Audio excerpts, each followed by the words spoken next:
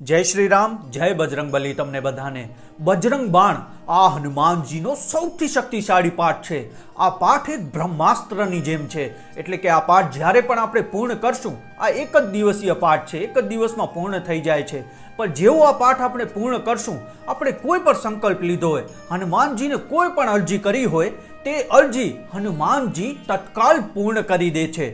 તો આજે આપણે આ વિડીયોમાં સૌપ્રથમ એ સમજશું કે આ પાઠ આપણને કઈ પરિસ્થિતિમાં કરવો જોઈએ, આ પાઠની રચના કોણે કરી અને સૌથી ખાસ આ પાઠના નિયમ અને વિધિ શું છે। તો આ વિડીયો તમે અંત સુધી જરૂર જોજો।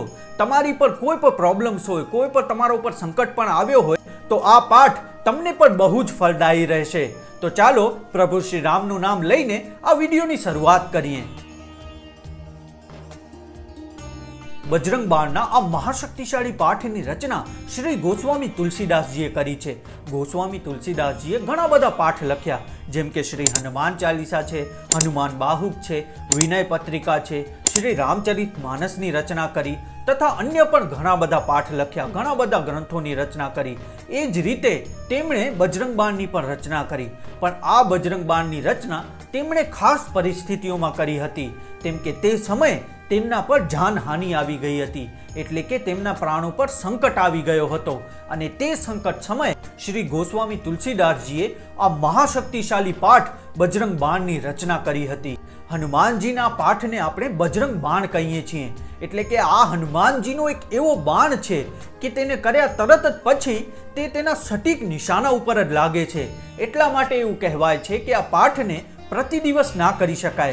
एटले के आपणे जो विषम परिस्थिति में होईए, आपणुं कोई एवुं काम होय जे घणा समयथी सफल न थतुं होय, कोईने कोई बाधा आवी जती होय, एवी विषम परिस्थितिओमां ज आ बजरंग बाण करवामां आवे छे। अने आनुं एक बीजुं पण कारण छे। आपणे आ बजरंग बाण पाठनी अंदर श्री हनुमानजीने प्रभु श्री रामनी सोगंद आपीए छीए के मारुं आ काम जल्दीथी जल्द पूर्ण करो। एटला माटे जेवुं कहेवायुं छे के आ बजरंग बाण पाठ प्रति दिवस ना कराय, એટલે કે વિષમ પરિસ્થિતિ આવી જાય, એટલે કે પ્રાણ ઉપર ખતરો આવી જાય ત્યારે જ આ પાઠ કરવો જોઈએ। તો હવે આપણે એ જાણી લઈએ કે આ બજરંગ બાણનો મહાશક્તિશાળી પાઠ આપણને કઈ પરિસ્થિતિમાં કરવો જોઈએ। તો સૌથી પ્રથમ પરિસ્થિતિ, જ્યારે આપણા પ્રાણ પર સંકટ આવી જાય, આપણને એવું લાગે કે કોઈ આપણા પ્રાણોને ક્ષતિ પહોંચાડવા માંગે છે, ત્યારે આપણને બજરંગ બાણનો પાઠ કરવો જોઈએ। બીજું, જ્યારે આપણને એમ લાગતું હોય કે આપણા ઉપર વારંવાર કોઈ તંત્ર ક્રિયા કરાવી રહ્યું છે, તો તેને નિષ્ફળ કરવા માટે આપણે આ બજરંગ બાણ પાઠ કરી શકીએ છીએ।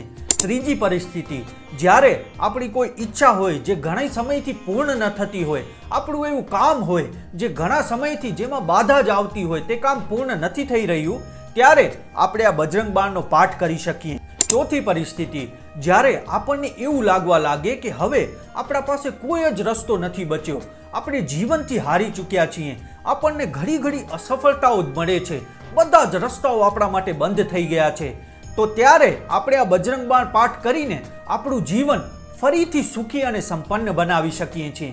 તો આવી વિષમ પરિસ્થિતિમાં જ આ બજરંગ બાણનો પાઠ કરવો જોઈએ। તો હવે આપણે સૌથી વિશેષ એ જાણીએ કે આ બજરંગ બાણ કઈ રીતે કરવો, એટલે કે આ પાઠના નિયમ અને વિધિ શું છે।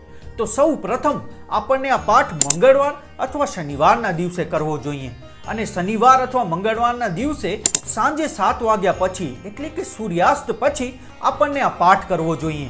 કારણ કે એવું કહેવામાં આવે છે કે સવારથી સાંજ સુધી હનુમાનજી પ્રભુ શ્રી રામની સેવામાં હોય છે, એટલે કે સૂર્યાસ્ત પછી તમે આ પાઠ કરી શકો છો।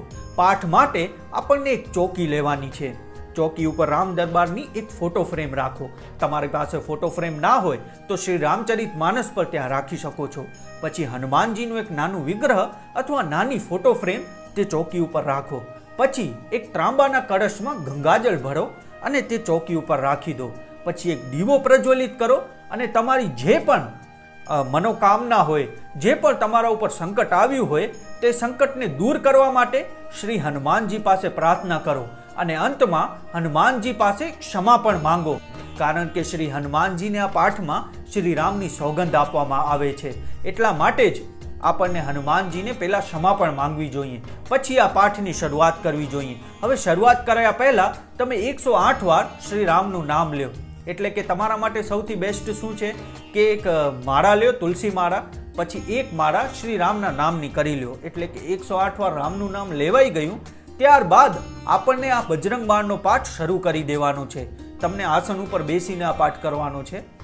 હવે આપણને આ પાઠ 11 અથવા 21 વાર સતત લગાતાર સ્ટોપ થયા વગર જ લગાતાર આપણને 11 અથવા 21 વાર કરવો જોઈએ. 21 વાર કરો તો વધારે સારું, અથવા 11 વાર પણ કરી શકો છો. અને તમારી જે પણ મનોકામના હોય તે હનુમાનજીના ચરણોમાં મૂકી દેવાની. હવે આ પાઠ પૂર્ણ થયો એટલે કે 21 વાર તમે બજરંગ બાણ ગાઈ લીધું. ત્યારબાદ ફરી એકવાર રામ નામની માળા કરવાની. પછી રામ દરબારને અને હનુમાનજીને નમન કરો અને તે ત્રાંબાના કળશમાં જે ગંગાજળ તમે ભર્યું છે તે તમે ગ્રહણ કરો અને તમારા સર્વ પરિવારને પણ તે ગંગાજળ ગ્રહણ કરાવી દો. એટલે કે તમારા સર્વ પરિવારની પણ તમે રક્ષણ પ્રાપ્ત કરી લ્યો છો. એટલે કે હનુમાનજી તમારી સાથે જ તમારા સર્વ પરિવારની પર રક્ષા કરે છે. હવે આ પાઠ જેવો પૂર્ણ થશે એટલે ધીરે ધીરે તમને આ પાઠના રિઝલ્ટ દેખાવા મળશે. ઘણીવાર એવું થાય છે કે જ્યારે આપણે આ 21 વાર બજરંગ બાણ કરીએ છીએ ત્યારે આપણા શરીરમાં ગરમી પણ આપણે અનુભવી શકીએ છીએ. અને તમને ઘણીવાર એવું લાગશે કે આ પાઠ દરમિયાન તમને એવું ફીલ થશે, તમને એવું મહેસૂસ થશે કે હનુમાનજી આપણી આજુબાજુમાં જ છે, એવું પણ તમને ઘણીવાર ફીલ થઈ શકે છે. તો આ પાઠ જેવો પૂર્ણ થશે, ગંગાજળ જેવું તમે ગ્રહણ કરશો તો તમારું જે પણ સંકટ છે, જે પણ તમારી ઈચ્છા પણ હોય તે હનુમાનજી ધીરે ધીરે આ પાઠ પૂર્ણ થયા બાદ તેને પૂર્ણ કરી દેશે. તમારું સંકટ પણ થોડાક જ સમયમાં દૂર થઈ જશે. આ પાઠ એટલા માટે જ હનુમાનજીનો સૌથી શક્તિશાળી પાઠ કહેવામાં આવે છે. પણ આ પાઠ પ્રતિ દિવસ ના કરવો, અને આવી વિષમ પરિસ્થિતિ આવી જાય જ્યારે કોઈ પણ રસ્તો ના બચે ત્યારે જ આ પાઠ કરવો. અને આ બજરંગ બાણ પાઠથી તમારું એક નવું જીવન શરૂ થઈ જશે અને તમારા જીવનના બધા જ દુઃખ, બધા જ કષ્ટો શ્રી બજરંગબલી મહારાજ હરી લેશે. તો આ હતી બજરંગ બાણ પાઠના નિયમ અને વિધિ અને એની સંપૂર્ણ માહિતી. તો આવી જ સનાતનની અમૂલ્ય માહિતી માટે મારા ચેનલને સબસ્ક્રાઇબ કરવાનું ના ભૂલતા અને બેલ આઇકોન જરૂર દબાવી દેજો, જેનાથી તમને આવનારી વિડીયોની નોટિફિકેશન જલ્દથી જલ્દ મળતી રહે. તો ફરી મળીએ આવી જ અમૂલ્ય માહિતી સાથે. ત્યાં સુધી તમને બધાને જય બજરંગબલી, જય જય શ્રી રામ.